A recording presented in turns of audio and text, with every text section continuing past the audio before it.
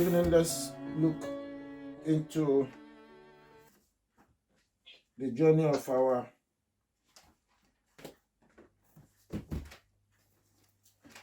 history class. We have been journeying through the book of Genesis, and this moment we are almost getting to the end of it, and the story is becoming more stronger, more powerful, more courageous, more enlightening, and is boldening our faith, empowering our faith. Last week we stopped at Genesis chapter 41. Am I correct? And we did see that Israel, at one point or the other, their way, or Yahweh was like, let me in advance prepare these people as a nation that will continue to exist. So let me do something in advance. Yahweh will always Yahweh is always ahead of us. He is always strategizing. He looks into the future. He draws the timetable of it, make out the schedule, apportion people who will do one thing or the other, and at that particular point in time, you will be acting out, and the world will not let go.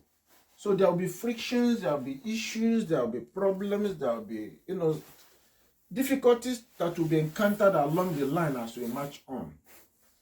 But at the end of the day, the ultimate goal is Yahweh fulfilling his plan, making sure that the reason or purpose to which he put out that schedule must be achieved. So we see that in the life of Joseph, whom his brother sold to Egypt, who was a foreigner going down there to prepare them for ultimate time when Jacob, the household of Israel, will go to Egypt. For what reason? Now, the reason that is given is because the land of Canaan will go into famine. They will go into hunger. There will be starvation, there will be drought, there will be no food. And ostensibly, when this will happen, will be during the period of sabbatical, 7 years sabbatical period. And during that sabbatical time, usually in the life of Israel, there will be 1 year off when nobody will work. So within that 1 year, normally Yahweh will protect them, protect the land, and whatever they have saved, they will eat within that 1 year. But that will not be the case during this particular sabbatical year. 7 years of famine that will happen. Yahweh saw it, and he said, okay, Joseph will go ahead of them to prepare the way. So along the line, there was difficulties, which in the eyes of human beings is difficult for us to fathom. We find it when such difficulties emerge, find it difficult to deal with them. But along the line, Yahweh will still be ahead to make way for us to overcome those difficulties and move ahead if we continue to trust in him. Because that also is a conditional thing. We must continue to trust in him, else we may get it or find the way difficult or very, very rough to achieve the purpose. Now let's go to Genesis chapter 42.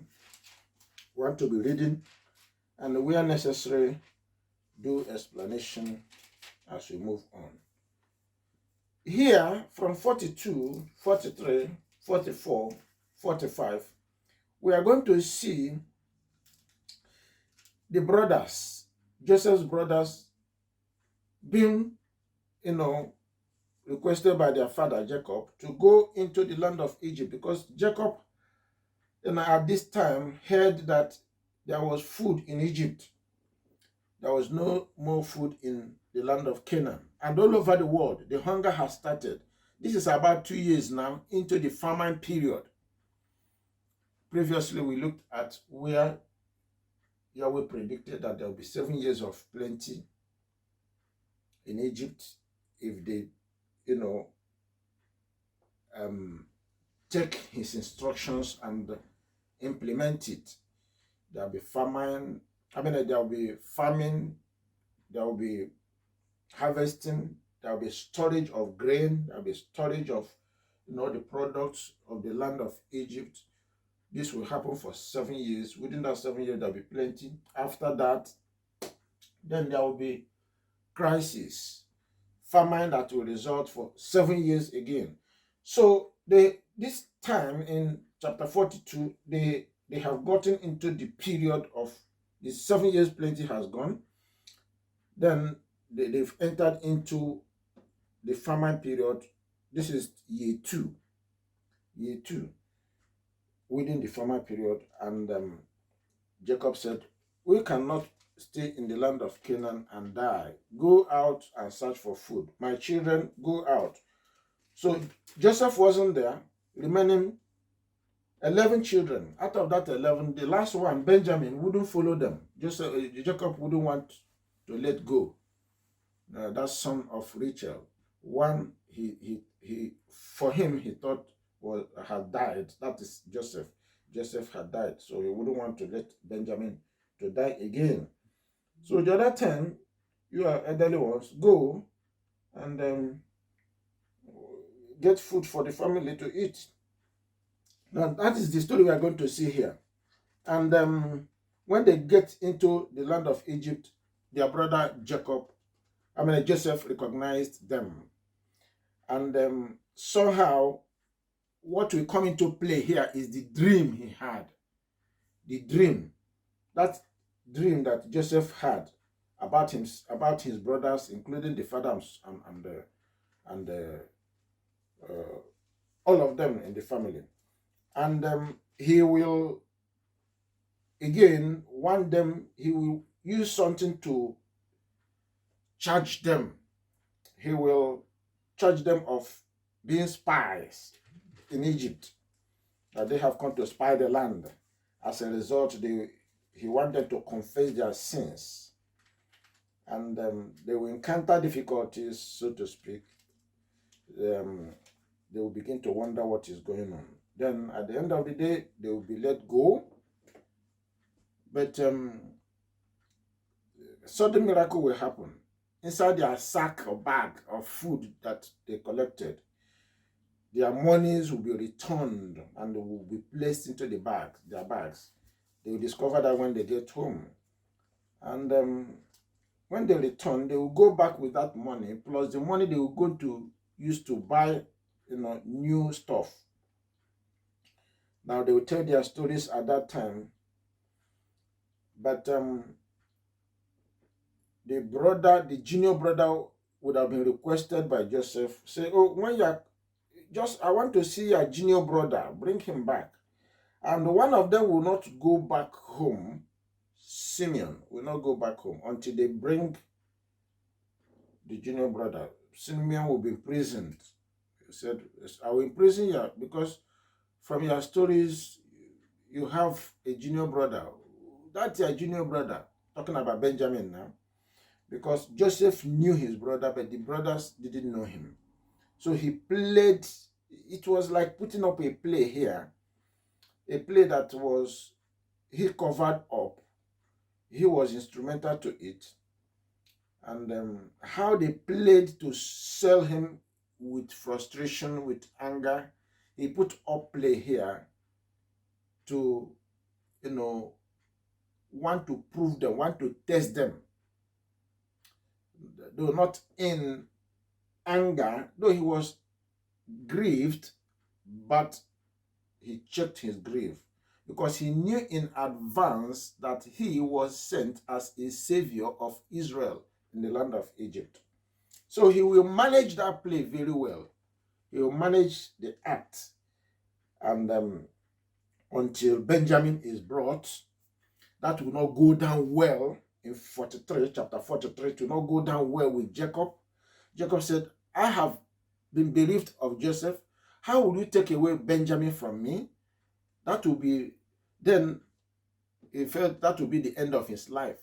So that dragged on until the hunger was so stricken, so severe, that he couldn't help it and to let go.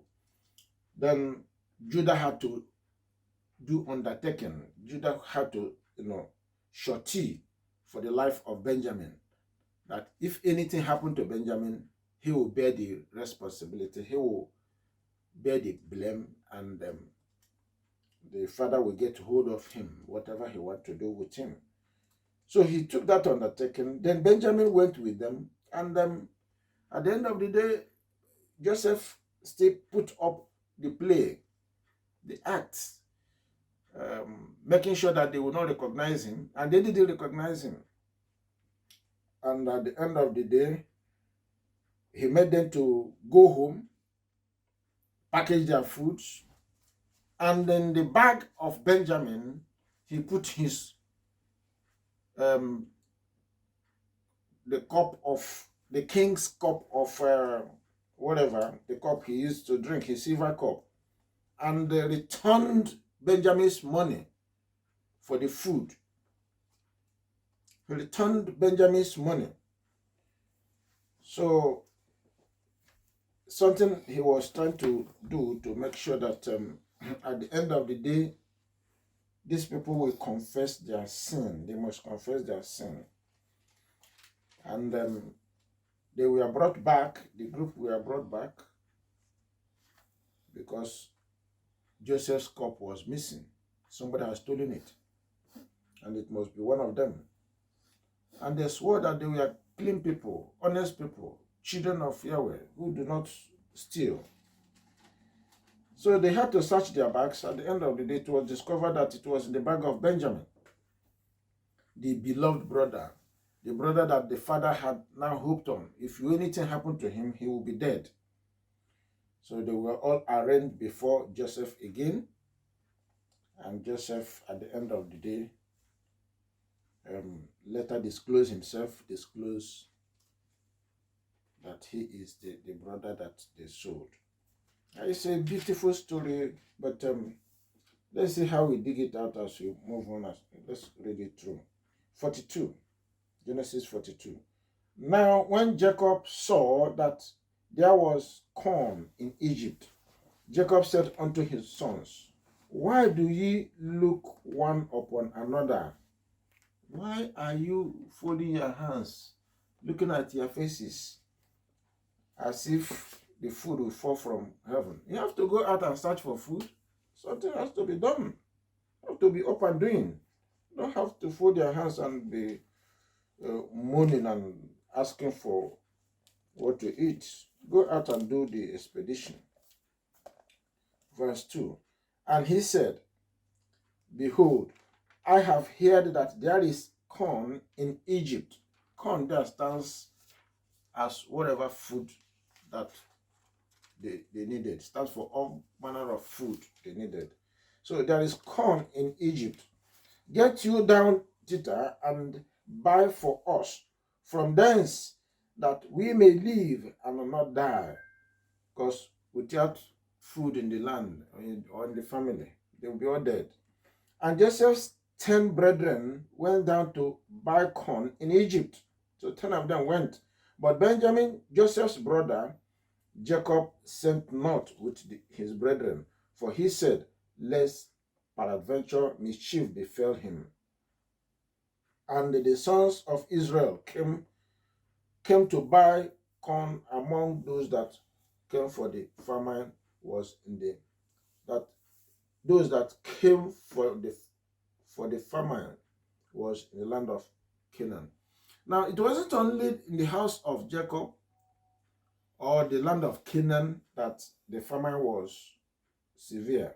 It was all over the world.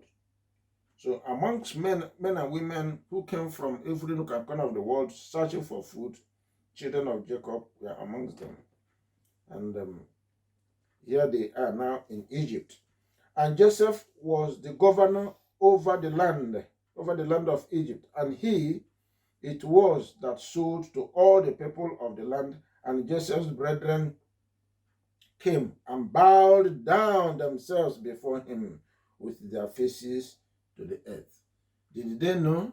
No, they didn't know. They didn't know who the governor was. Joseph had become the governor of Egypt. Aside Pharaoh, he was in charge. He was the overall man ruling, controlling their political life, social life, economic life. So Joseph was totally in charge of Egypt. And Joseph saw his brethren, and he knew them, but made himself strange unto them, and spoke roughly unto them. And he said unto them, Whence cometh ye? And they said, From the land of Canaan, to buy food. So Joseph charged them, and he camouflaged himself, he made himself to look very different, that his brothers will not recognize him. And Joseph knew his brethren, but they knew him not. And Joseph remembered the dreams which he dreamt of them, and said unto them, Ye are spies to see the nakedness of the land ye are come. So the reason why you are in Egypt is because you have come to, one, the reason they left was to see for food. Two, there was starvation. There was famine in Canaan, though it cut across all the lands of the world, in Canaan. But here, he bypassed famine and the starvation they were going through, and he charged them of being spies. You are spies. And this is a dangerous charge. When somebody is charged as a spy, that means you have come to look,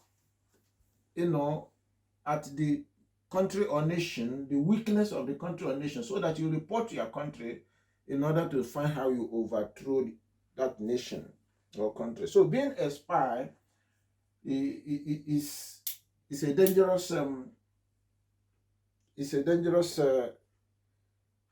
allegation that was made to these people. And how would they exonerate themselves? How would they prove that they are not spies? They are spies. Why did he call them spies? He want to use this spy, telling his brother that they are spies. He want to use this to prove them, to test them, and to make them confess what they have gone through. Make them confess what they have gone through. What they did to him. So from here, he has to prove them, and they have to prove themselves as well. And they said unto him, Now, my sovereign, but to buy food are thy servants come. We are not spies. We are all one man's sons. One man's sons. We are true men. We are honest people. We are people that, fear Yahweh. Servants, we are thy servants. We are no spies. They try to argue we are innocent people, we are decent people. We are not spies. We are from. Then how will, assuming Joseph in this situation didn't know them very well, how would they prove? Is it enough for them to say we are honest people, we are true people, we are decent people, we serve Yahweh? I mean, in Egypt, they don't understand that language. So how would they prove themselves? Verse 12. And he said unto them, no, but to see the nakedness of the land ye are come. You have come to see the nakedness of the land. You have come to see the weakness of the land. You have come to see how weak our soldiers are, how vulnerable we are, how you can come in and attack us and overthrow us. You have come to spy us so that you unleash your army against us. You people from Canaan, you are murderous people, you are killers. You have come to invade our land because we have food. So you fight us, you take our food, you take everything that belongs to us. Prove yourself. Verse 13. It looks very light, but this was a very grievous charges. And these people, the children of Jacob, the 10 of them, we are really, really afraid. We are really, really, because this is the governor of the land charging them. The governor of the land charging them. And they said, thy servants are 12 brethren. Now they are trying to prove themselves. They are trying to let him know who they are. It's like here, Joseph was proving them. Who are you? In the land of Canaan, you said you are from Jacob. In the land of Canaan, Jacob had children. Who are those children? Can you tell me what is happening in that family? And Joseph was indirectly probing to know whether they can tell him the truth, whether they stand to, prove themselves as true men, whether they stand in the counsel of Yahweh that has called their father Abraham. What the father was taught about.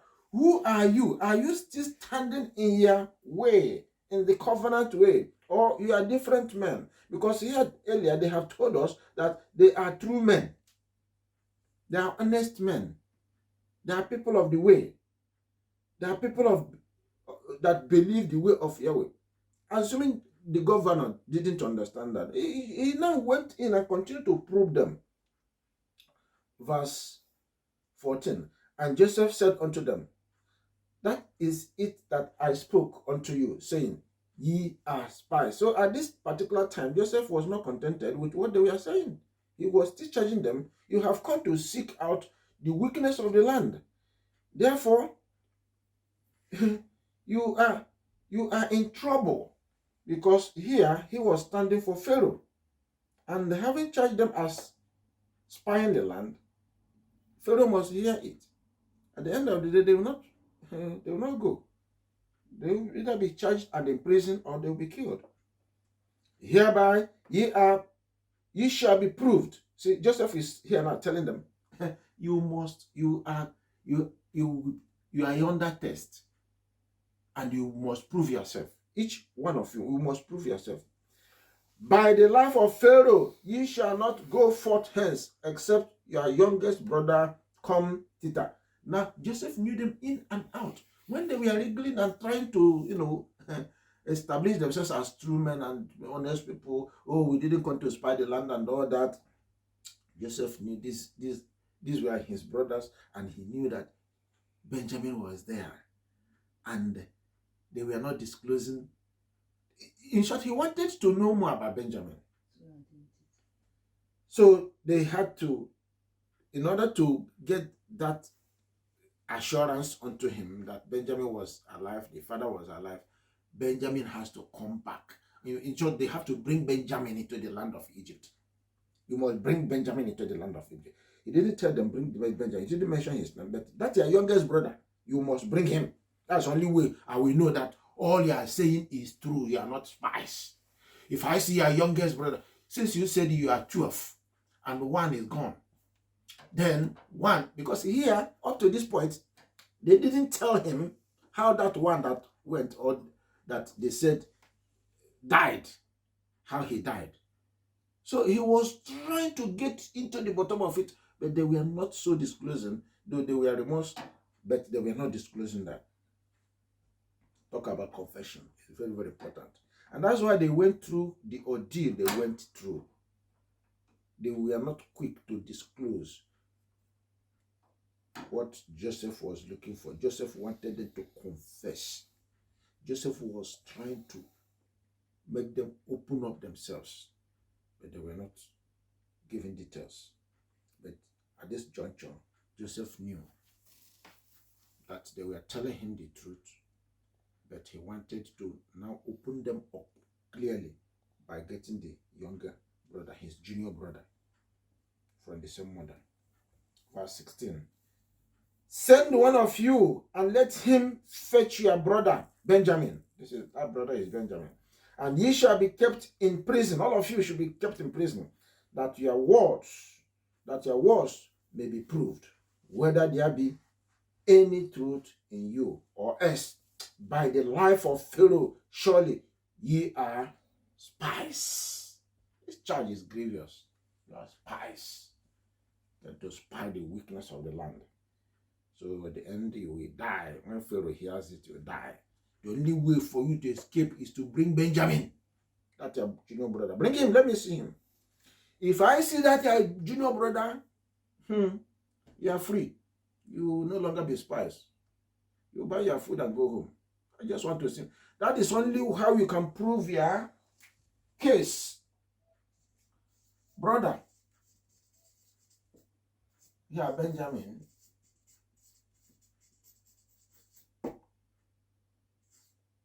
Sets them free.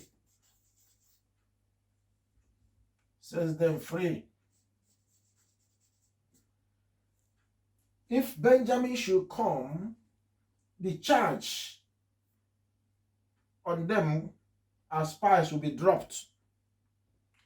They are no longer going to be spies. They would have proved themselves. So how are they going to reconcile that? If there is anybody that can, Joseph can request, I keep you here,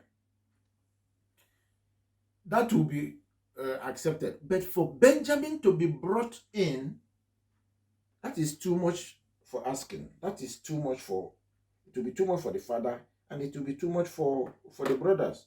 They wouldn't, to reconcile that will be a problem. So let us see how they go about that. Verse 17. And he put them all together into ward 3 days. Put them in prison. Put them in whatever it is, but put them in seclusion for 3 days. And Joseph said unto them the 3rd day, this do, and leave, for I fear Yahweh. Me, I fear the creator of heaven and earth. I fear him. Do what I have said to you.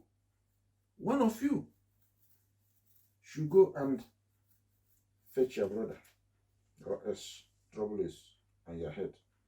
If you be true men, let one of your brethren be bound in the house of your prison.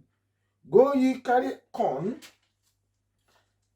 for the famine of your houses, but bring your youngest brother unto me, so shall your voice be verified, and ye shall not die.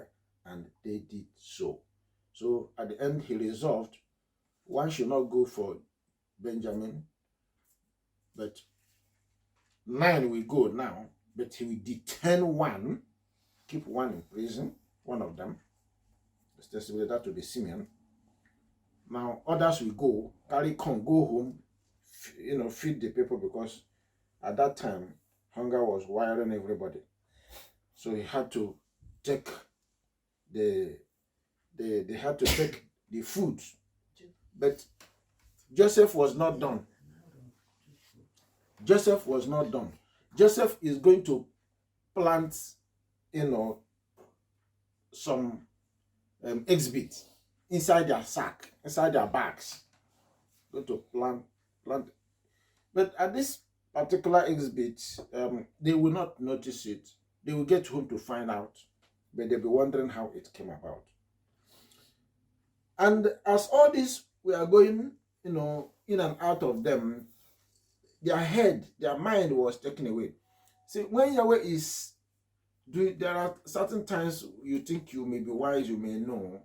At times, one's mind will be removed from reality, from the truth, because for them they felt that couldn't be Joseph.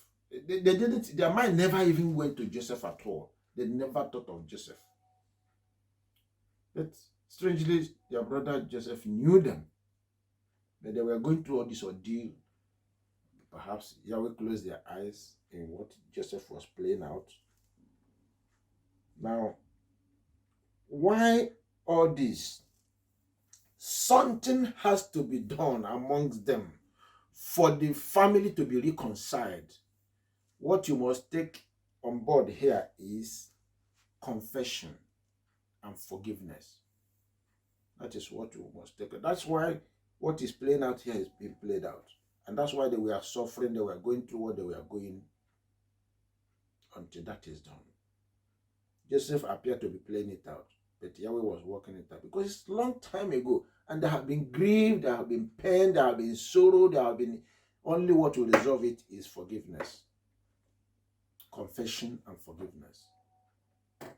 Verse 21.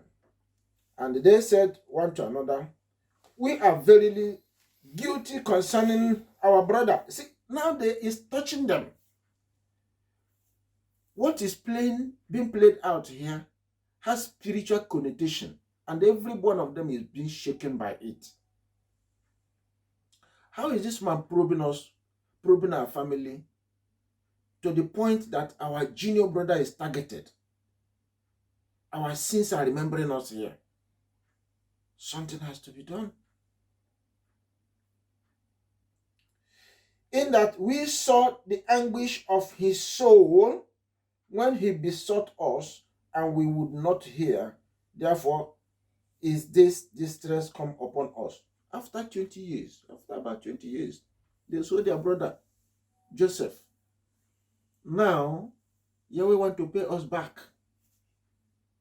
And at that time, they were not even recollecting that what they are going through, or the person that is putting them into this check, is that their brother. But their heart was just, probing them on the grievous sin they committed. They were being strict or struck by what they committed. 22. And Reuben answered them, saying, spake I not unto you when you were doing this? Didn't I tell you, saying, do not sin against the child, and ye would not hear. Therefore, behold, also his blood is required. Now the blood is acting against every one of us, because you did silly thing. So they sold him out at the end of the day. Now they must have killed him, and his blood, maybe in this particular land, is fighting us. And they knew not that Joseph understood them as they were together, doing this conversation, talking to themselves, blaming themselves, what they did. They were speaking Hebrew. Joseph was listening and hearing them. When Joseph was interacting with them, Joseph was speaking a general language, maybe Egyptian language. I don't know what language he was speaking with, but there was a communication, there was an interpreter.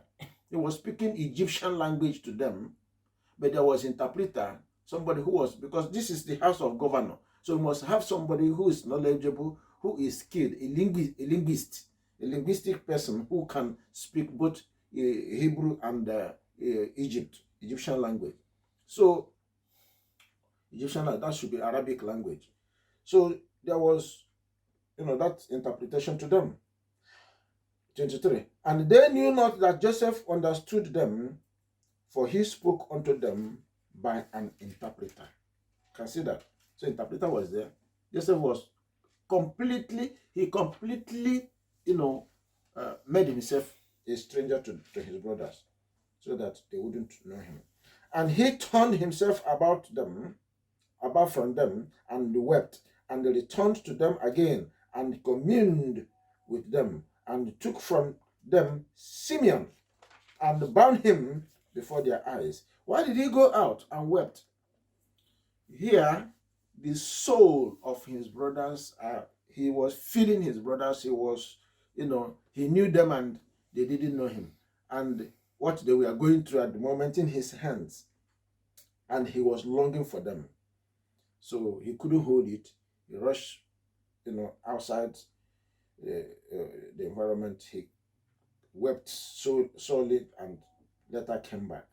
And still, he was pressing charges against them.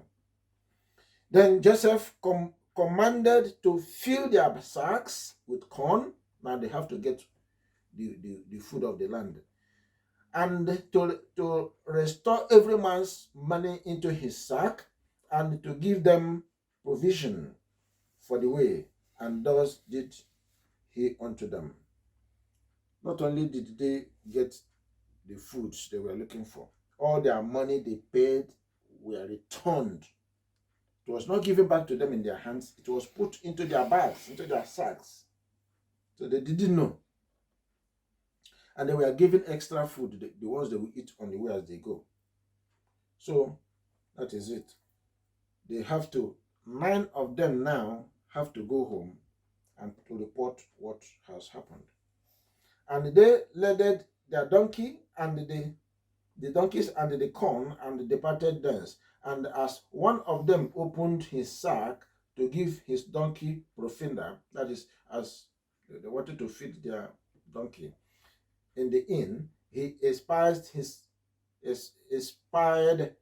money, for behold, it was in his sack's mouth.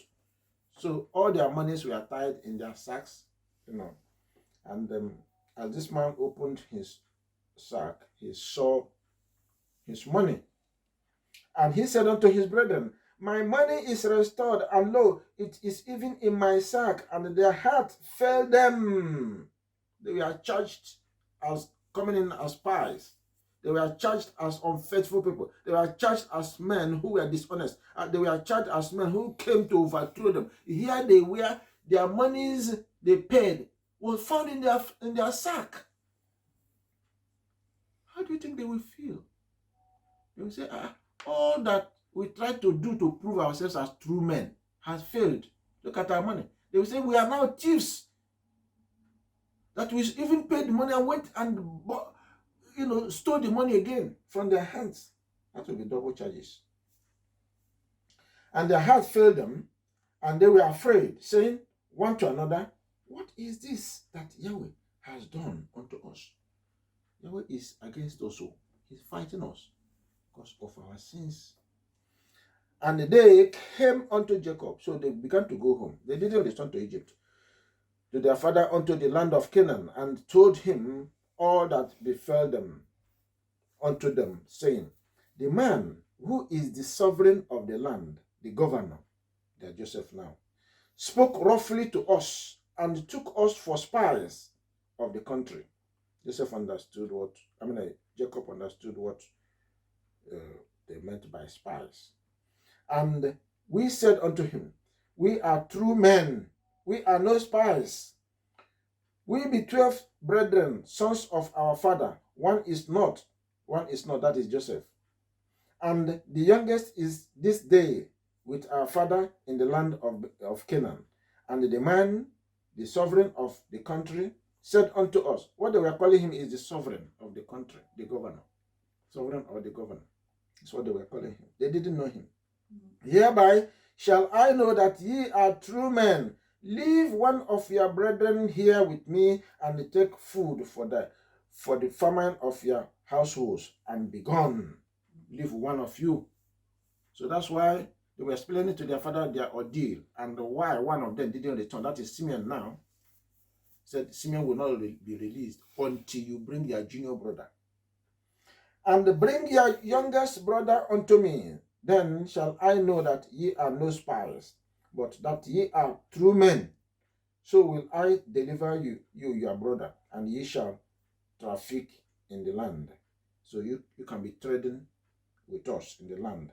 If you make this proof, if you bring Benjamin, your junior brother, then I will release Simeon. Then we know we will not conclude you are true men, as you are saying you are true men, you are true men, you are honest men. You are not spies. Otherwise, we can't allow spies in our land. The way I see you, you are dangerous people. So I won't allow you until you prove yourself. So what was Joseph trying to work out? First and foremost, Joseph wanted to make sure that his junior brother is alive, because famine was everywhere, ravaging the lands. Was he still alive? was interested on his younger brother, or the youngest brother, his most junior, the last born of the family. He was very, very, very much worried whether he's alive. So he wanted, that was how he wanted to see him, by charging them to be spies. So they don't have any option than to prove that they are not spies by bringing Benjamin. If they bring Benjamin, they are not spies. So that will be, they will struggle for this for a while. Both them and their father Jacob, they will struggle for it, to see how they will get through with this. That's 8, that's 5. And it came to pass, as they emptied their sacks, that behold, every man's bundle of money was in his sack. And when both they and their father saw the bundles of money, they were afraid. And Jacob, their father, said unto them, Me have ye bereaved of my children. Joseph is not, and Simeon is not, and ye will take Benjamin away. All these things are against me. Joseph is gone. Simeon is there now, languishing, and now I want to take away Benjamin. What is happening to me? What is happening to me? Jacob here was even wondering, what has become of my life? And at this time, he will be calling upon Yahweh to explain to him what was going on in his life. Verse 37. And Reuben spoke unto his father. Reuben was the first son, saying, Slay my 2 sons, if I bring him not to thee. Deliver him unto my hand, and I will bring him to thee again. This is the first son telling the father, don't worry, give me Benjamin. We will go with Benjamin. We want to prove that we are not spies, because that is the only way we can be getting food to eat. If we don't make this proof that we are honest men, we will not be trafficking. We will not be trading with Egypt, and that will be trouble with us. If Benjamin will not return with me, then slay my 2 children. Slay my 2 children. I give you the power. Verse 8. But what benefit would it be for Jacob to slay his own grandson? It doesn't add up. They are really struggling here. So Reuben has intervened. We will see how Judah will come in now to start intervening again.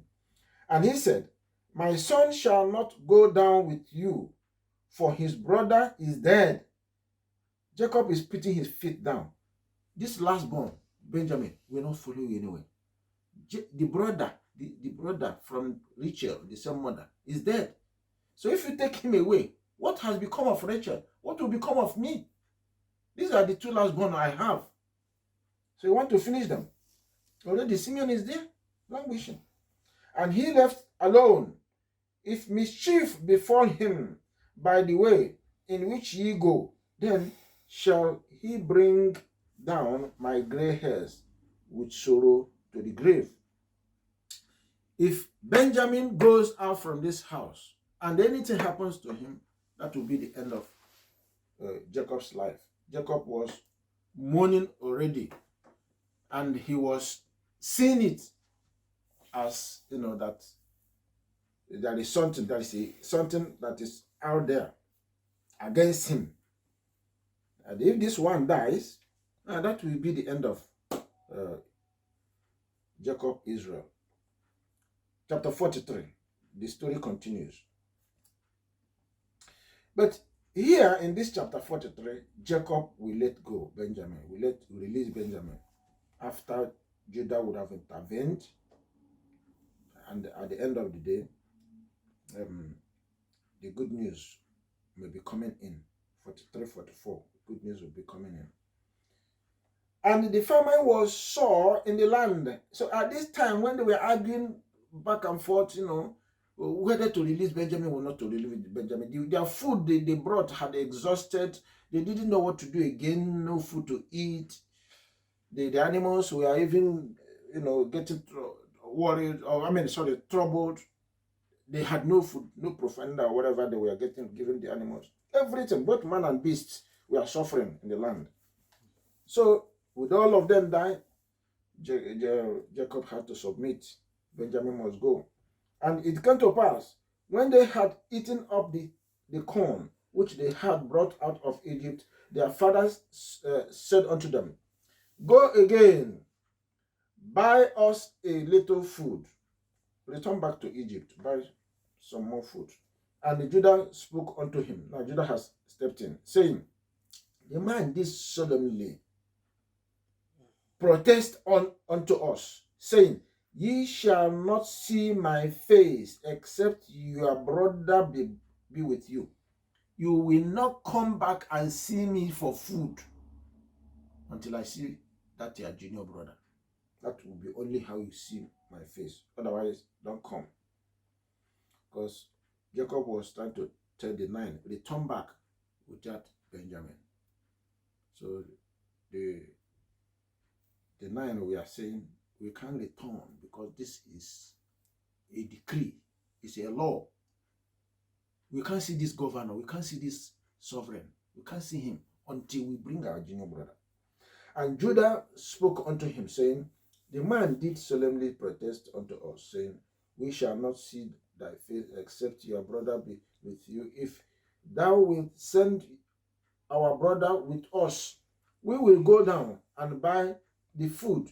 So the children were given kind of, this is the mandate, this is the condition. We can't help it. Leave our junior brother, then we will go. If not, we are not going. Because that is the condition or requirement to get the food. Verse 5. But if thou wilt not send him, we will not go down. For the man said unto us, Ye shall not see my face, except your brother be with you. Not that these children, the 9 of them, were objecting to their father. No, they were not. But they said, this is the condition. It will be fruitless they going there without their junior brother. It doesn't make sense. They will not get the food. And the little they had, they would exhaust it on the way. And who knows, something may happen to them. So they were afraid. Verse 6. And Israel said, Wherefore dealt ye so ill with me, so as to tell the man whether ye had yet a brother? And they said, The man asked us straightly of our state and of our kindred, saying, Is your father yet? You see, this is how Joseph got to. Joseph knew them quite all right. But here Jacob was saying, How did the man know that you have a junior brother? Mm-hmm. You revealed yourself to this man. And this man began to probe you. And is now asking for your junior brother. How come? So Joseph, here, they were trying to explain to their father that the man was making this inquiry. And none of them, not even Jacob, was even fathoming what was going on. He wasn't even thinking that this person might probably be the Joseph. Otherwise, how was he inquiring of his family, of his household? Then he said, the boy was asking, Is your father yet alive? Have you another brother? And we told him according to the tenor of these words. Mm-hmm. Could we certainly know that he would say, Bring your brother down? We were telling the truth to him. We didn't know where he was going. And here he was. He landed on the junior brother. Must bring him. And Judah said unto Israel, his father, Send the lad with me, and we will arise and go, that we may live and not die, both we and thou, and also our little ones. So for them to live, we depend on him releasing Benjamin, or else all of them will die in the land of Canaan. I will be surety for him. Of my land, of my hand, thou shalt require him. If I bring him not unto thee, and set him before thee, then let me bear the blame forever. All of them are, swearing to their father that they will bring him back. But Jacob, up to this time, was still, hesitating. He wasn't too sure how that can be, achieved. For except we had lingered, surely now we had returned this second time. Said all this going back and forth. If you had released this young man since this time we are arguing about this matter, we would have come back again the second time and there would have been food in the land. Look at everything, we are dying. And their father Israel said unto them, if it must be so now, do this. Take of the best fruits of the land in your vessels, and carry down the man a present, a little balm and a little honey, spices and myrrh, nuts and almonds. All these fruits, all these nuts, carry them to the man. Jacob was thinking, oh, let me just use this to, would I say bribe in quote? Let me use it to make him happy, appease him, so that he will do the needful. Nothing will happen to this boy if I release this boy. Because if you take all these goods to him, all these items, he will be happy, he will be pleased. He will say, yeah, you people are a good person and all that. And take double money in your hand. So they have to double the money. That's the money that Joseph returned to them, and the new money they are going to use to buy the corn. And the money that was brought again in the mouth of your sacks, carry it again into your hand. Peradventure, it was an oversight. Oversight for all of them having their money back. Okay? Take also your brother. He's now agreed.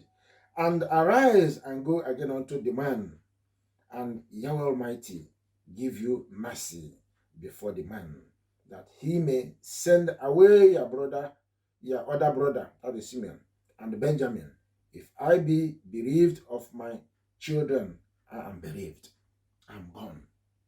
If anything will happen to both of them again, Simeon, Benjamin, that means he will be forever in trouble. Verse 15. And the men took that present, and they took double money in their hand, and Benjamin, and rose up and went down to Egypt and stood before Joseph. And when Joseph saw Benjamin with them, he said to the ruler of his house, bring these men home and slay and make ready, for these men shall dine with me at noon. Prepare a big, good banquet. This afternoon, these people are going to be with me. I'm going to come down from my office and I'm going to. So they were now in the house of Joseph. And they're going to have a good banquet that afternoon. 17. And the man did as Joseph bade, and the man brought the men into Joseph's house, and the men were afraid because they were brought into Joseph's house. This is the governor of the whole Egypt, and now they are ushered into the house of the governor. Now, are they all going to die? Well, I think they are confident maybe that Benjamin is with them there. So that was the spy issue. But the money issue was not resolved because they found out on the way. So what if he's begin to talk about the money now? They are thief. They come to steal away whatever that they had. If they are true men, how would they take the money back? But that was not even mentioned by Joseph again. But they later reminded them that we saw money, our money inside the bag and that. And they told them, oh, maybe Yahweh may have done that, oh. You may have got a sudden miracle happen to you. They were brought into Joseph's house, and they said, because of the money that was returned in our sacks at the first time, are we brought in, that we may seek occasion against us and fall upon us and take us for bondmen and our donkeys. They were afraid not to be taken as slaves forever, and the whole of Israel, children of Israel, will be in Egypt and they be gone. So that what will happen to Jacob. Jacob will not bear it. Amen. So they were wondering what will happen to them in that house of Joseph. Up to this moment, they didn't know who was dealing with them, their own brother. And they came near to the steward of Joseph's house, and they communed with him at the door of the house and said, "Oh, sir, we came indeed down at the first time to buy food. And it came to pass, when we came to the inn, that we opened our sacks, and behold, every man's money was in the mouth of his sack, our money in full weight, and we have brought it again in our hand, and other money have we brought down in our hands to buy food. We cannot tell who put our money in our sacks." And he said, "Peace be to you. Fear not. You are Yahweh."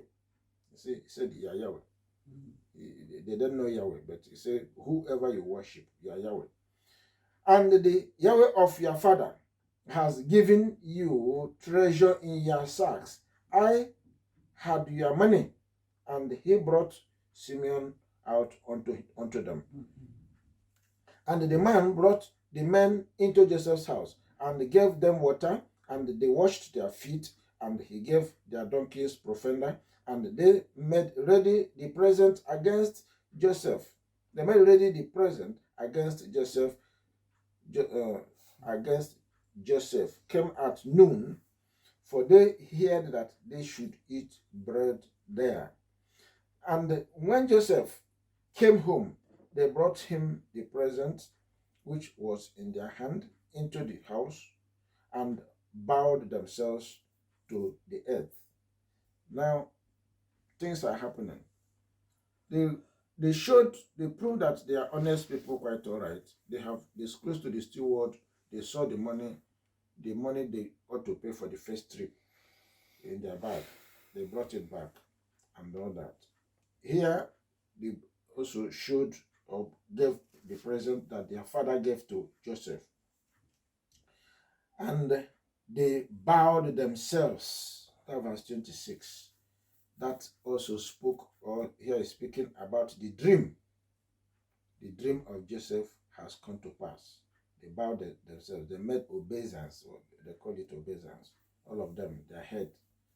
Remember the dream of Joseph when he said, the sheaves, 12 sheaves were bound to him, and all that.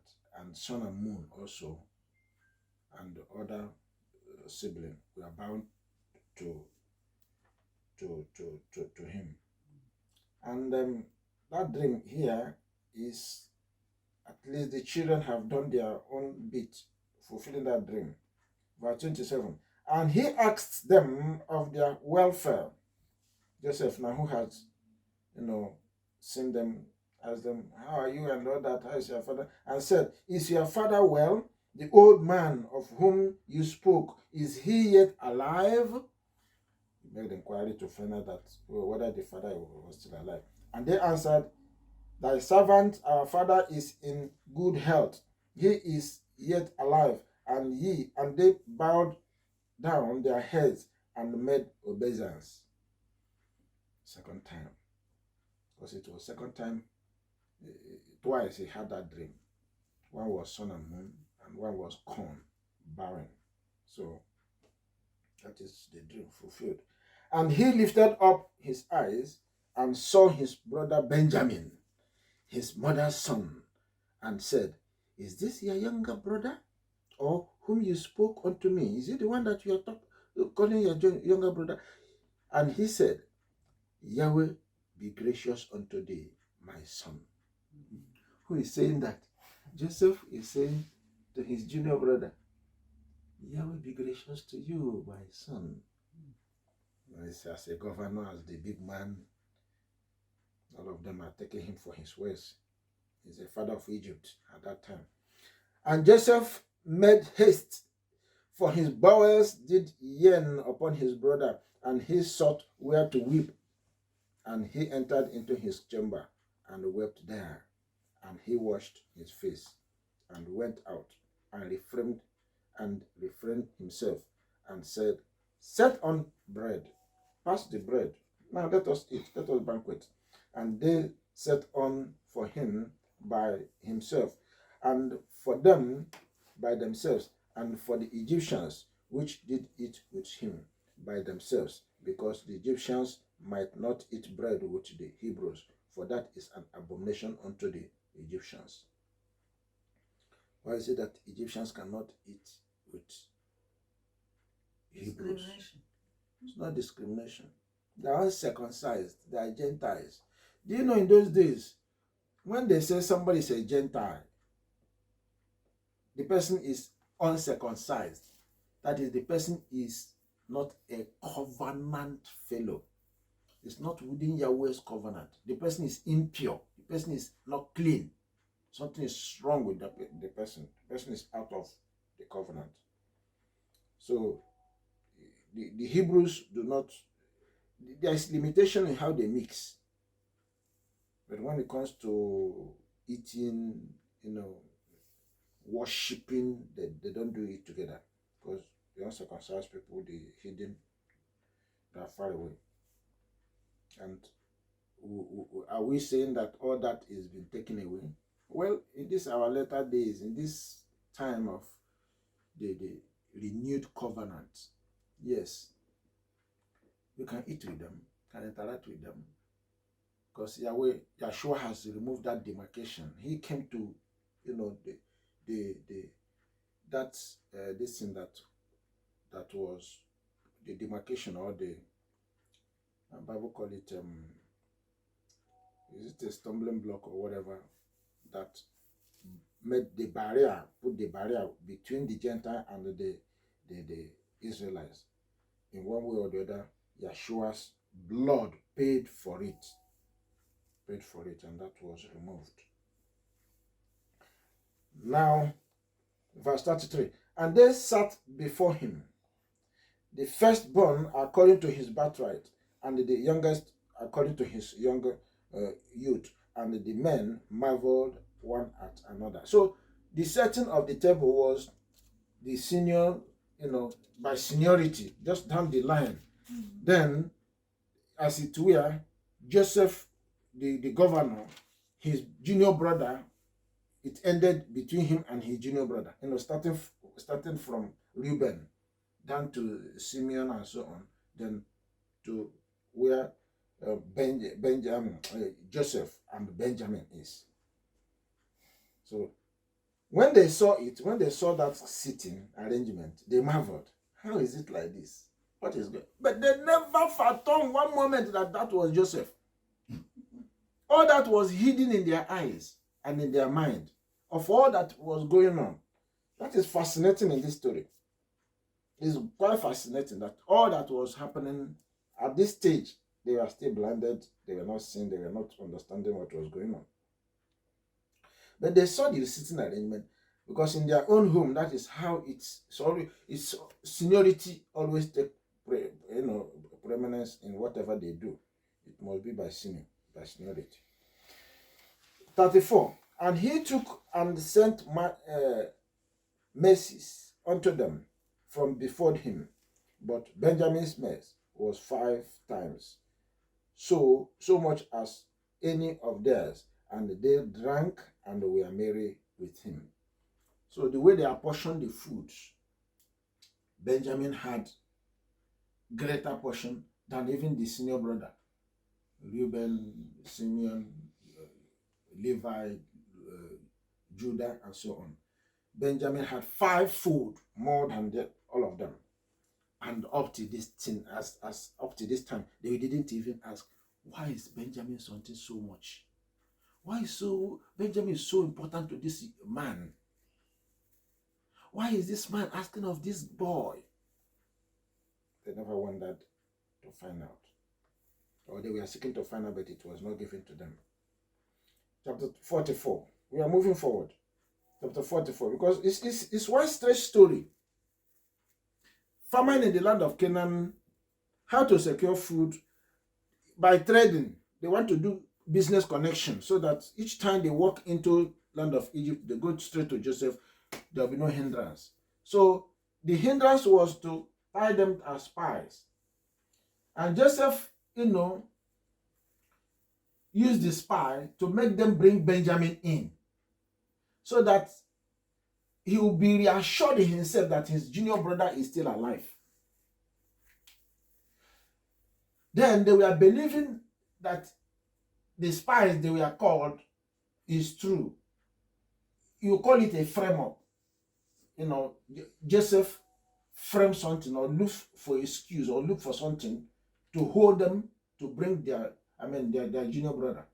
And when that was done, Joseph was contented. But Joseph has still one act to put in play. He will want to, check them in terms of even still what they did. Now, this is the area, this 44 that we're going to look at, the area 44-45, area of confession. This confession is important. That's why we are going through this problem. Confession and forgiveness. He's going to forgive them. Very, very important.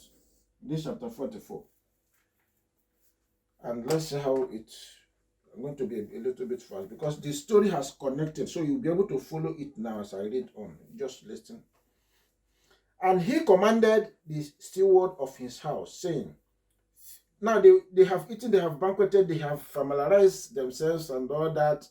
I mean, why are we special traders or buyers of corn in Egypt? We are treated in this way.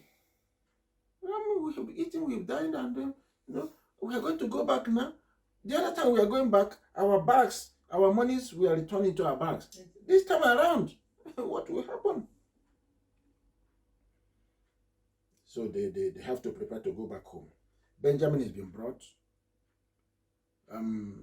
Simeon has been released from the prison.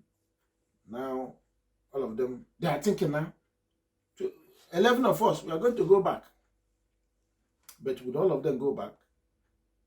Initially, the journey will be started and there will be another something to implicate them. Money will be put into their bag again, plus the cup of Joseph, the sovereign, will be put in Benjamin's bag. That will be the trouble of all troubles, because Jacob had cried for Benjamin, and if Benjamin will be taken, who knows? The king will say, kill him or imprison him. Then what will become of the promise made by Judah? There will be crisis in the family. The father will not take it. But there, that will what will open Joseph up to disclose himself. In this particular area now, we're going to see how Joseph is going to disclose himself. He will not continue to hide all this drama. He will not continue to hide it. The revelation will soon come. 44 verse 1. He commanded the steward of his house, saying, fill the men's sacks with food, and much as they can carry, and put every man's money in his sack's mouth. Again, the money is being returned to them again. And put my cup, the silver cup, in the sack's mouth of the youngest, Benjamin now, and his corn money. And he did accordingly to the word that Joseph had spoken. And as soon as the morning was light, the men were sent away, they and their donkeys. And when they were gone out of the city, and not yet far off, Joseph said unto his steward, up, follow them, follow after the men. And when thou doest overtake them, say unto them, wherefore have ye rewarded evil for good? We have done wicked thing here again. These people. Verse 5. Is not this it which my sovereign drinketh, and whereby indeed he divineth? Ye have done evil in so doing. And he overtook them, and he spoke unto them these same words. And they said unto him, wherefore said my sovereign these words? Far be it that thy servants should do according to this thing. All that you said, the cup is missing. It's not us. It's not us. We are decent people. We can't take the cup of the sovereign or the governor. We can't. Verse 8. Behold, the money which we found in our sacks' mouths, we brought again unto thee out of the land of Canaan. How then should we steal out of thy sovereign's house silver or gold? If we are thieves, that money we wouldn't return it. We return all the money, every one of us. So how could we now steal the cup? They didn't even know the money. Their money was put in there again. So cup and money are missing. Verse 9.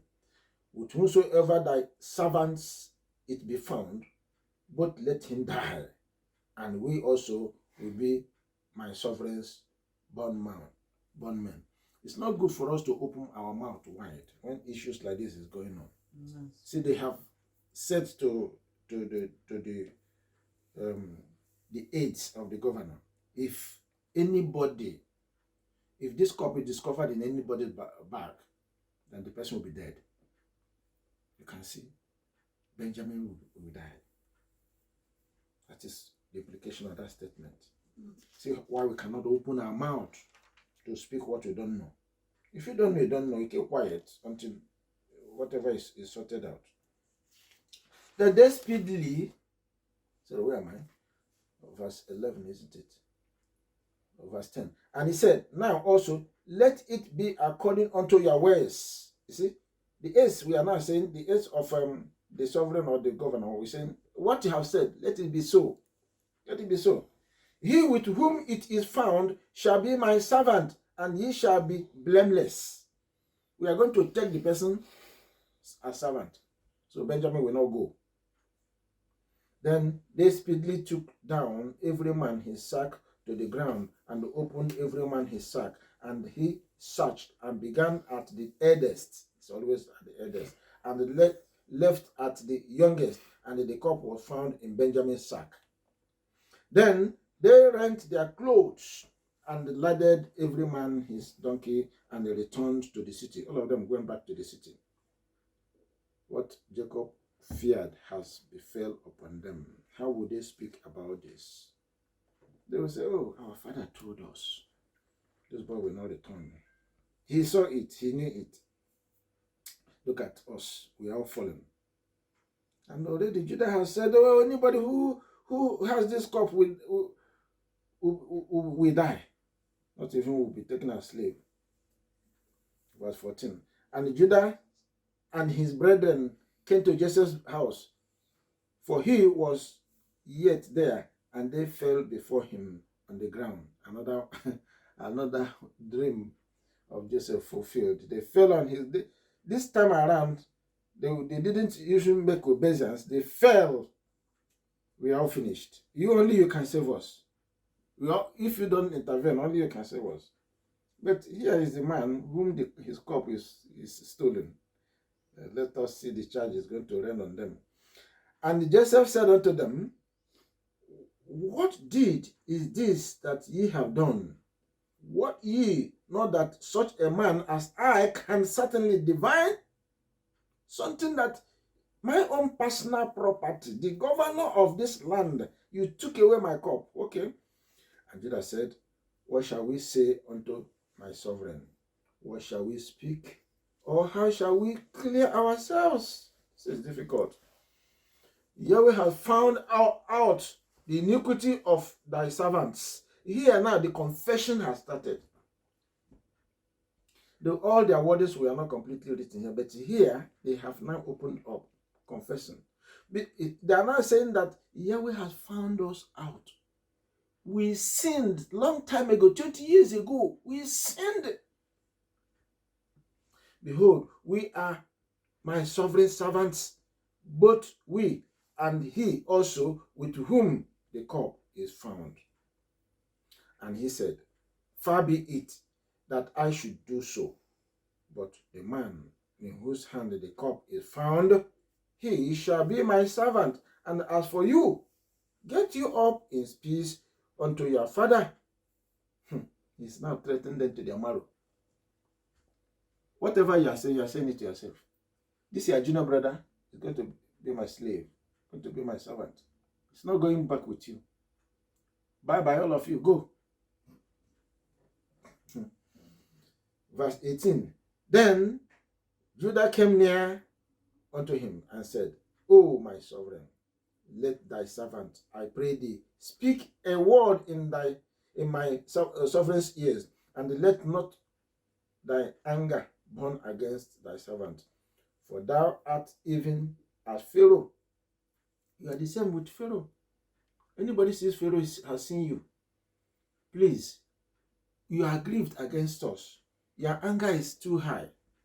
Please, only you can do something about this matter. Verse 19. My sovereign asked his servants, saying, have ye a father or a brother? Joseph began to tell the old stories again. And we said unto my sovereign, we have a father, an old man, and a child of his old age, a little one, and his brother is dead, and he alone is left of his mother, and his father loved him. The initial time we came in, you asked us about our family. We told you the details, everything about our family. We even told you that one of us is dead, referring to Joseph. But here, they hid, Judah hid something. He didn't tell him that he was sold to the Midianites. And they didn't tell him how they, tried to kill him even before they sold him. But Joseph understood that story. Joseph understood where he was going. He knew that something was amiss. But then, that was not even solving the problem. Verse 21. I believe that when he mentioned about his old-aged father, about the little one, his junior brother, and about the mother of them, this Rachel that was dead, Joseph would have he was worn out. He was completely, he felt it. This narration in verse 20 here touched him. It brought him home. It fixed him to the family. Though they didn't know they were speaking to their junior one they sold. But Joseph understood the story, and everything was now heaping upon his heart. 21. And thou sayest unto thy servants, bring him down, that is Benjamin, unto me, that I may set my eyes upon him. And we said unto my sovereign, the lad cannot leave his father, for if he should leave his father will die. And thou sayest unto thy servants, except see how Yahweh put this narration into their mind to use it to appease the heart of Joseph. It was Yahweh that put this, discourse into Judah, so that Joseph will begin to hear what will make him sober, what will make him reflect of the past, reflect of his aged father, reflect of his junior brother, reflect of his mother that was dead, reflect of the entire family. And thou sayest unto thy servants, except your youngest brother come down with you, ye shall see my face no more. And it came to pass, when we came up unto thy servant my father, we told him the words of my sovereign. And our father said, go again and buy us a little food. And he said, we cannot go. And we said, we cannot go if our younger brother be with us. If our younger brother be with us, we will go down. For we may not see the man's face except our youngest brother be with us. And thy servant my father said unto us, ye know that my wife bare me 2 sons, referring to Benjamin now and his brother Joseph. Here Judah was now opening up about the family. and about this Benjamin, how this Benjamin relates with Joseph, and how Joseph is tied. Both children are tied to their father. That if anything will happen to Benjamin again, then that family will collapse. So this will touch Joseph seriously. And the one went out from me, and I said, surely he is torn in pieces, and I saw him not since. And if ye take this one also from me, and mischief befell him, and shall bring down my gray hairs with sorrow to the grave. Now therefore, when I come to thy servant my father, and the lad be not with us, seeing that his life is bound up in the last life, it shall come to pass, when he said that the lad is not with us, that he will die, and thy servants shall bring down the gray hairs of thy servant our father with sorrow to the grave. For thy servant became surety, that is, Judah became surety for Benjamin, for the lad, my father, saying, if I bring him not unto thee, then I shall bear the blame to my father forever. Now, therefore, I pray thee, he's now pleading, let thy servant abide instead of the lad, a bondman to my sovereign, and let the lad go up with his brethren. I think the line of Judah's argument is quite, it's Yahweh that put it into him to make all these statements. Because at the end of the day, what benefit would it be said that Benjamin didn't go back home after he made that bond, covenant with the father that Benjamin must return, as he will be held responsible. Here now is telling Joseph, if you don't want to if you don't want to listen to what I'm saying, release this young man, take me, let me be the bondman, let me be your slave, instead of, because it will be better for my father will be contented that I'm the slave who made this promise, than to see his last born, to be a slave in foreign land where his eyes will not set him again. So Joseph has to take decision here. For how shall I go up to my father, and the lad be not with me, lest peradventure I see the evil that shall come on my father? So he rests his case. Let's see what Joseph will do. 45. How many minutes remain? 45. Let's quickly hurry up and finish it. Then Joseph could not refrain from himself before all them that stood by him, and he cried, cause every man to go out from me. And there stood no man with him, while Joseph made himself known unto his brethren. So as Judah finished speaking to him, tears, began to pour out from his eyes. And he said, all the Egyptians should go. The Egyptians, get out of, Then remain with him and his brother. Then he had to disclose himself. Judah has opened his heart. Unknown to Judah, he was speaking to his brother. And whatever that Joseph had is now completely swept away. What a powerful confessional statement. What a powerful spirit-inspired word that melted Joseph. Now, not that Joseph was holding them to ransom that he don't want to let go, but Joseph wanted to prove them whether they are still stubborn, that kind of stubborn people, to the point that they tried to kill him, to the point that they sold him without even asking, looking for him again. So they had to go through this ordeal until they come out with this kind of powerful confession. Nothing will happen. And Yahweh has now touched Joseph. So Joseph has to do something about it. Verse 2. And he wept aloud, and the Egyptians and the house of Pharaoh heard. All those bodyguards, everybody around, even the message, the story went to Joseph, to Pharaoh, that indeed something is happening to Joseph.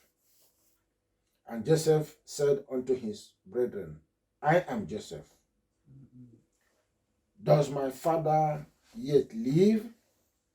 At this time, these people will be wondering, this is the climax for our death. Joseph, are we seeing ghosts? Joseph.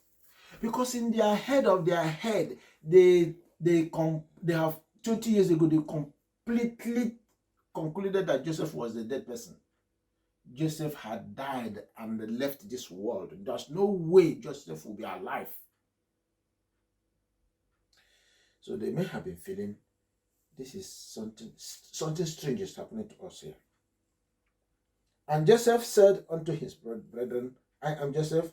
Does my father yet live? And his brethren could not answer him, for they were troubled at his presence. They didn't know what was, in fact, it was like a dream to them. This pronouncement made by Joseph, I am Joseph, was a shock, was received with unbelief. And Joseph said unto his brethren, come near to me, I pray you.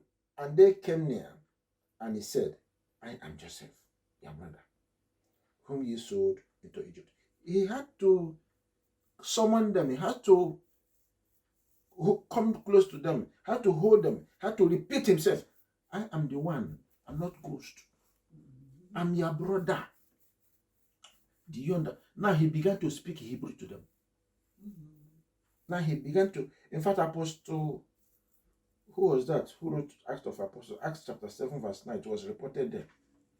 So he now began to speak Hebrew to them. Acts 7 verse 9. Can somebody read it for us? I think it was Paul that reflected. Is it Paul that reflected on that? One of them. Or Stephen. Might be Stephen. Stephen talked something about in Acts chapter 7. And the Patriarchs moved with envy, so Joseph into Egypt, but Yahweh was with him. Yeah. So it was Stephen that was reflecting on that as well. Now, Genesis 37:28 was acting out here. The confession has been made. The dream that this guy dreamt, this is the climax, this is the fulfillment. And they have bowed to him, they have, done what they ought to do. And here he was, the governor, ruling them. Because the father said, are you indeed going to rule over us? And here, everything has played out. And he is now saying, Yahweh made it so. Yahweh designed it. Reflecting to the dream he had. Reflecting to what Yahweh was telling him out of that dream. Yahweh is the one that is playing these things out. In the committee of men, good and bad is always raging, but Yahweh is on top of them all. He said, I created good. I also created evil.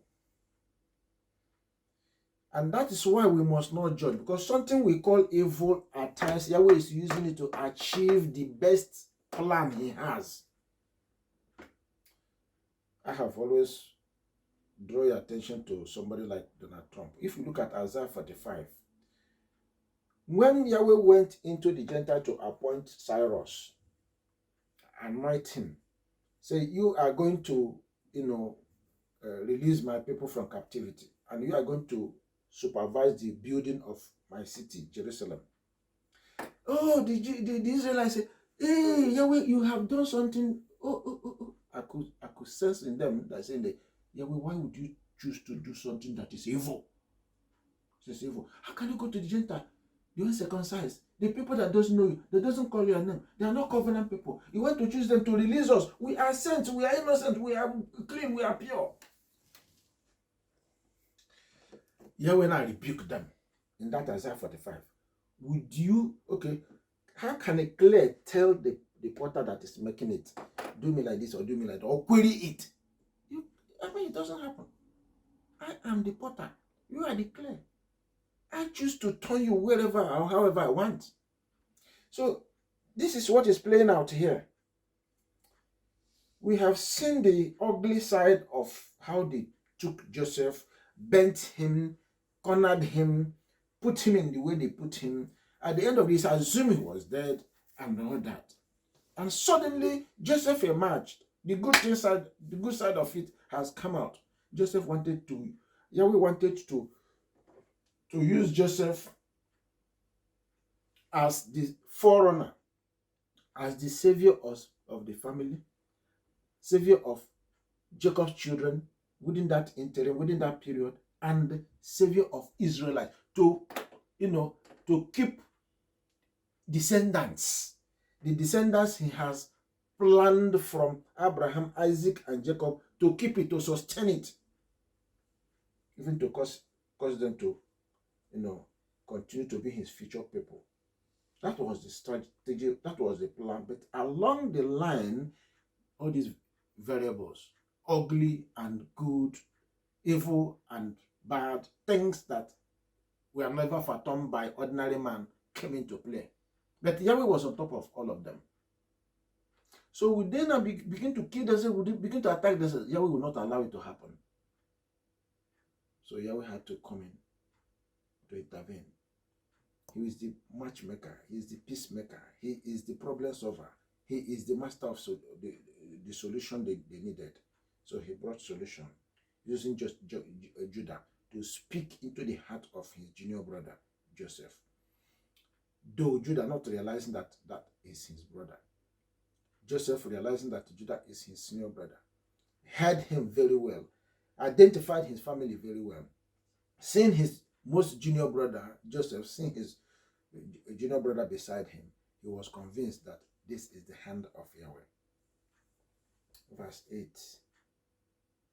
Verse 8 there. Now, therefore, be not grieved. So he's now addressing his brothers. It's Joseph's turn to address his brother. Judah has spoken the mind of the entire family. So it's time now for Joseph to speak, to comfort his brothers. Because confession has been made, forgiveness. This is time for forgiveness. Now, therefore, be not grieved, nor angry with yourselves, that ye sold me hither, that ye sold me into this land. Don't. For Yahweh did send me before you to preserve life. Are you seeing that? It was Yahweh's making. This is the game plan of Yahweh. This is the master. Yahweh is the craft master. He did it. He designed it. I didn't. And what has played out? Yahweh is in the know. For these 2 years has the famine been in the land. So that was 2 years the famine began to ravage, not only in Egypt, but in other lands, including Canaan. Because the 70th year, Yahweh told Pharaoh, through the interpretation of Joseph, that there will be 7 years famine in Egypt. The only way to cut it off is preserving foods that will last for that 7 years. And all the whole lands of the world will be cut off by the famine as well. So that Egypt will be source of provision for not only Gentile world, but his people. His people. How wonderful Yahweh is. How thoughtful he is. How he goes ahead of every human being to plan for our future. Both the good and the bad.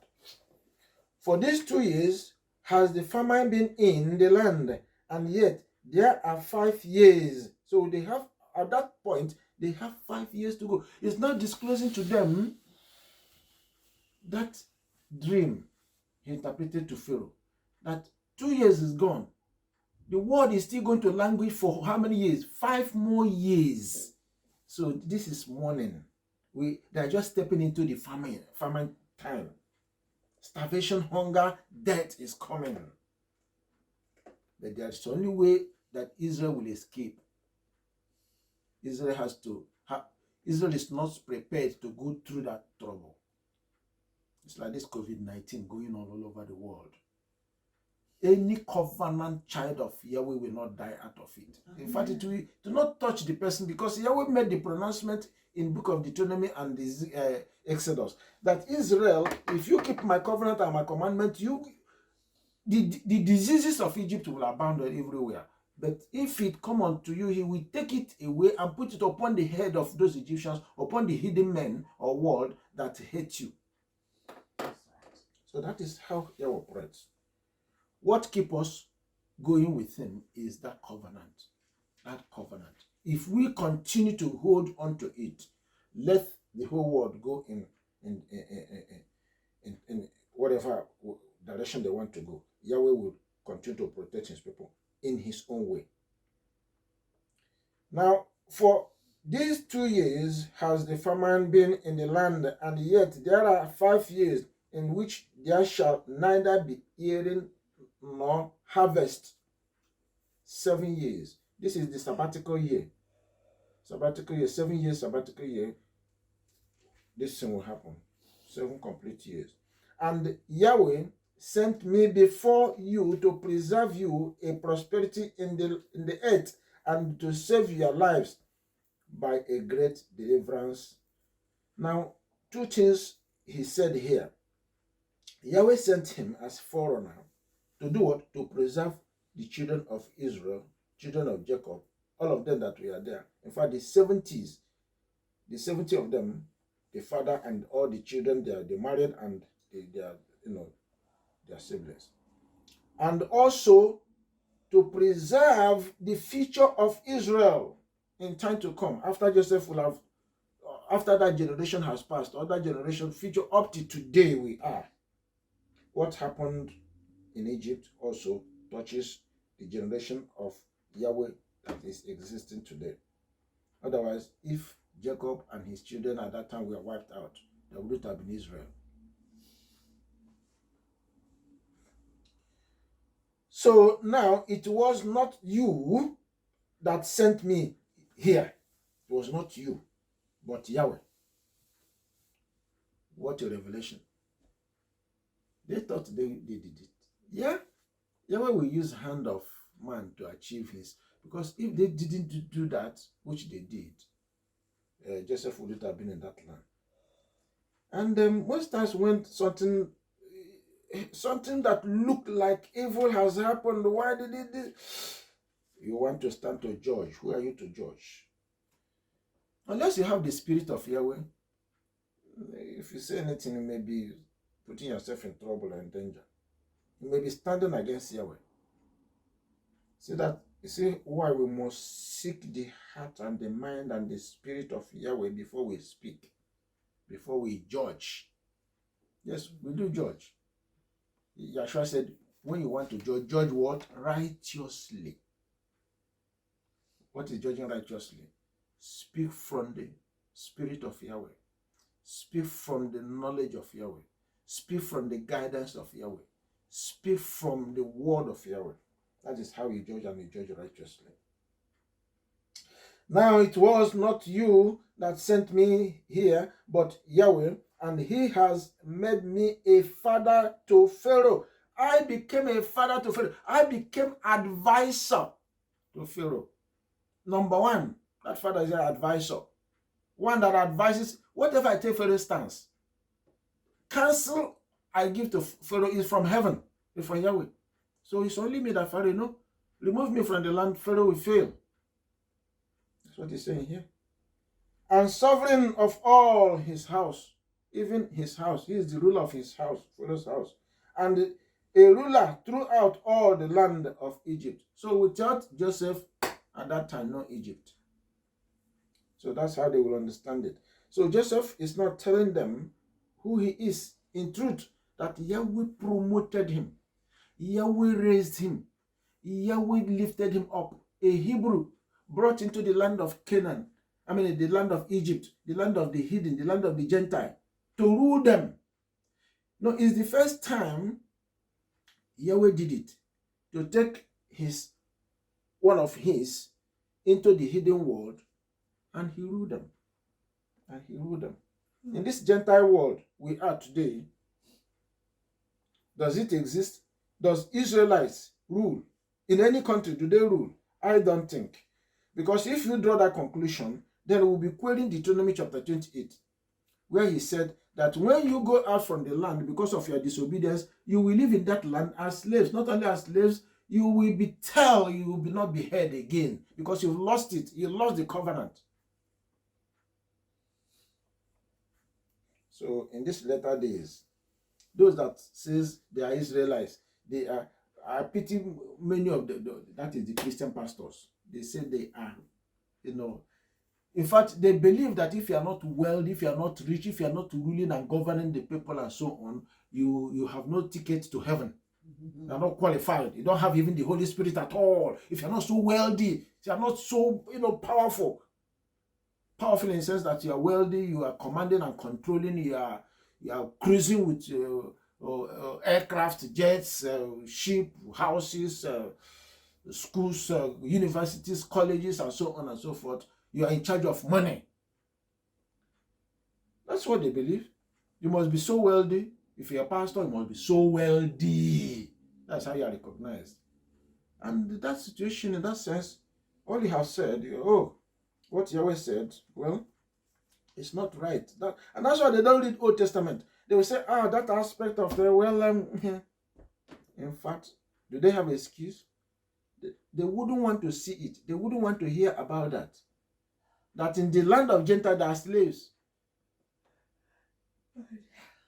And even in Leviticus, said they want you serve your punishment, confess your sins, as Joseph here and his brethren, all of them bear their hearts together, confess their sins.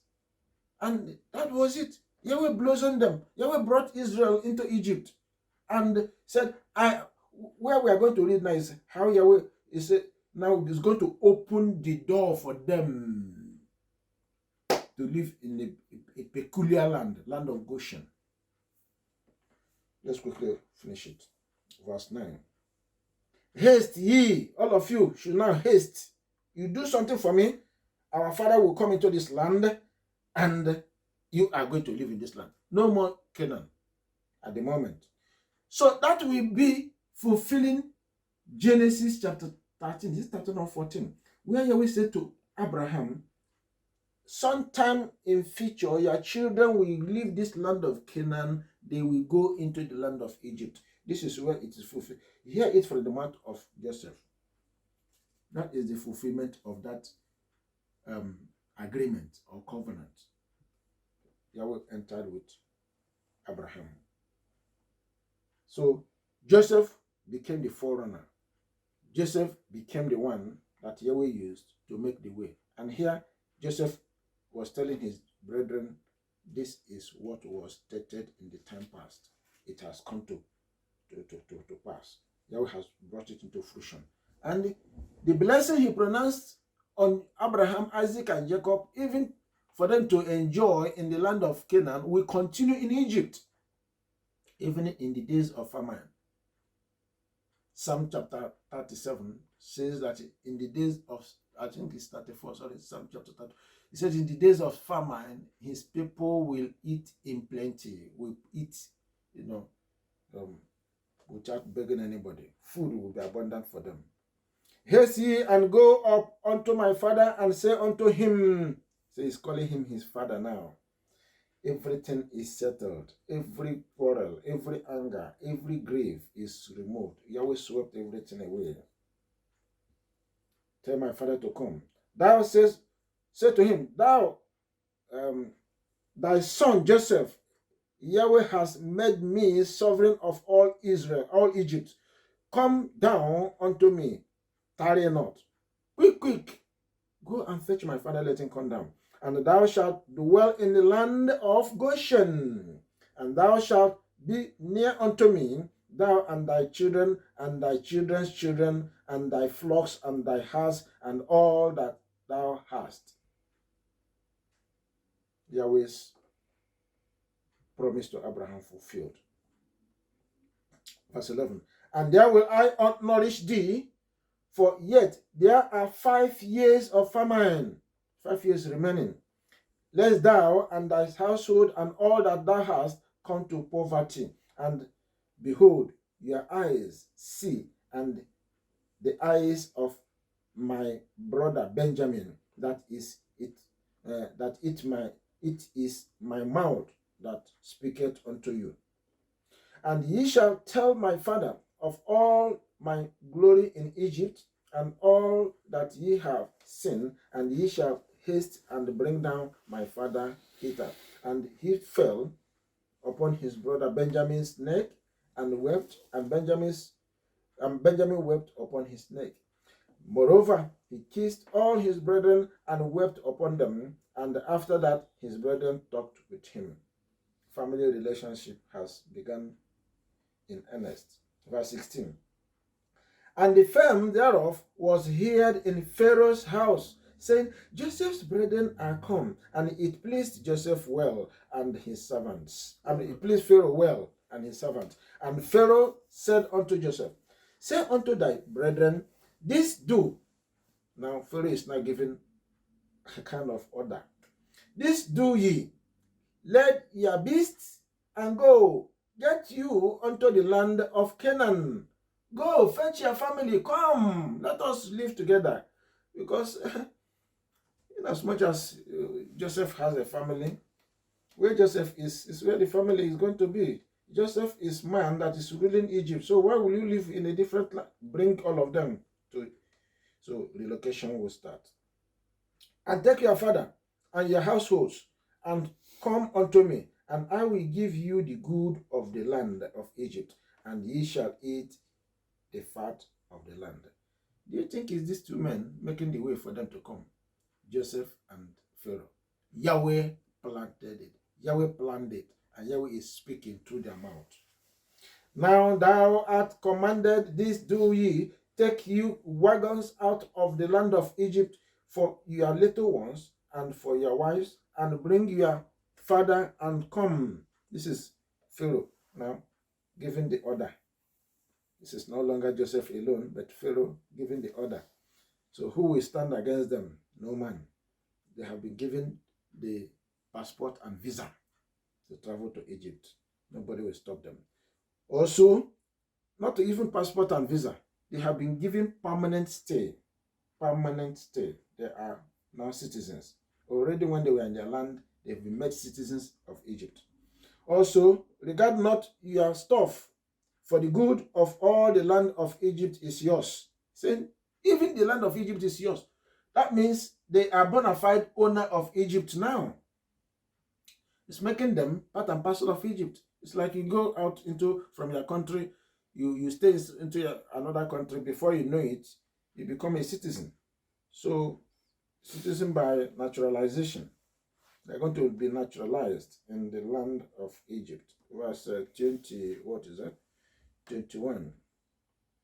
And the children of Israel did so, and Joseph gave them wagons according to the commandment of Pharaoh, and gave them provision for the land, for the way.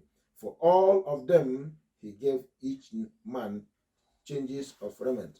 But to Benjamin he gave 300 pieces of silver and 5 changes of raiment. What does this tell you? For you to move from one land to another, Yahweh owns the earth. Yahweh is the owner of the earth. Look at when Abraham left Mesopotamia into a different land, Canaan. When he got there, nobody asked him, where is your certificate of entry? Where is your visa? Where is your passport? He got in there and he stayed, and the people said, dwell in our land. Here again, he has to move from Canaan into another land. This is why we must lean and hold to Yahweh forever and ever. He holds the key of life. The earth is his own. He said the earth he created for man. And who is the man? Israel. Israel is the first son, is the first fruit. He owns the land, is the firstborn. He commandeers, he controls, he is the owner of the land. He gave it to Israel.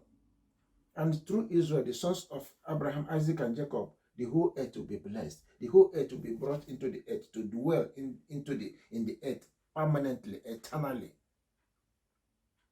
Otherwise, they'll be living as foreigners. Other human beings are living as foreigners. Israelites are the owner of the land. But unfortunately, we're in the Gentile world. We now live like foreigners. Why the foreigners live like the owner of the land or the owner of the earth? It's not supposed to be so. But very soon, Yahweh will reverse it. He will reverse it. To all of them, he gave each man changes of raiment, but to Benjamin, he gave 300 pieces of silver and 5 changes of raiment. He gave others changes of raiment, just changes of raiment. But for Benjamin, he gave 5. Everything he was, increasing it in astronomical or such a number, showcasing his love, brotherhood. And to his father, he sent after this manner 10 donkeys laden with the good things of Egypt, and 10 she donkeys laden with corn and bread and meat for his father by the way. So he sent his brethren away, and they departed, and he said unto them, look at that verse 25, very important. He said, as they were going, he said, see that ye fall not out of thy way. Do not quarrel. Because they will say, why do we go through this? And Reuben will say, I told you that time when you are about to kill this boy, and later you sold him. I told you not to do this. This is why we went through this ordeal. So they're going to remember all the ordeal they went through. And they want to fight and quarrel among themselves. Even when they get home, when their father will be asking them, they will be narrating, this is Joseph, this is Afala. Father will say, but you lied to me. You children, you lied to me.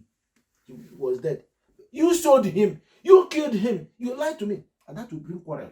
So Joseph in advance was warning them, do not, even when you get home, because your father is going to be angry with you. And you will see how Jacob is going to receive the news. You see. And that will make him think about his children. What happened? What did they tell me about Joseph? What story was that they brought to me?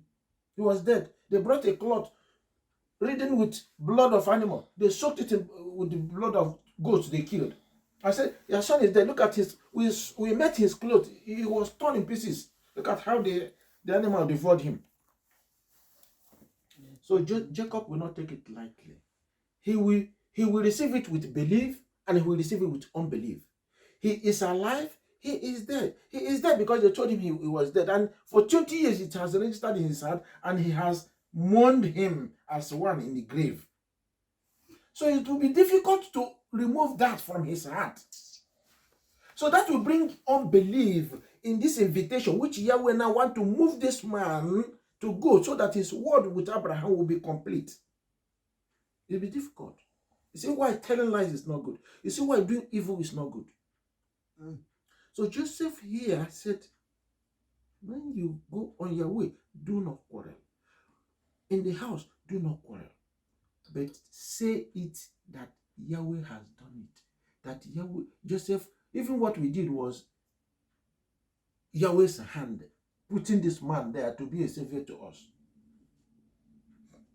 But at the end of the day, Jacob knew the history of the family. He knew the history right from Abraham. So he will reflect what Yahweh told Abraham, that someday your children will go to Egypt. And he's a man of word of Yahweh. He was a man that is filled with the spirit of Yahweh. And Yahweh will minister to him. So that is where he will come to believe in now. Because he will struggle between the two areas. Belief, unbelief, faith, and faithlessness. Yahweh is going to intervene in his heart, and at the end of the day, he will agree to go to Egypt. And they went up out of Egypt and came into the land of Canaan unto Jacob their father, and told him, saying, Joseph is alive, and he is governor over all of Egypt. To hear that Joseph is alive and Joseph is governor. I mean, in this our time, when we talk about governor, it's a small word. Here, just because Egypt was the ruler of the world at that time. You can see it's like America. And by the way, if Trump goes into office again, the whole world may fall into problem in terms of famine and all that, but America is going to grow in plenty. America is going to be powered, because in Isaiah 45, Yahweh says, I'm going to open the riches of the earth, the hidden treasures. I'm going to lift it up to you. So he was talking to Cyrus, and that's why I see that America is going to blossom. If Donald Trump will go in for his... I will love you, Yahweh.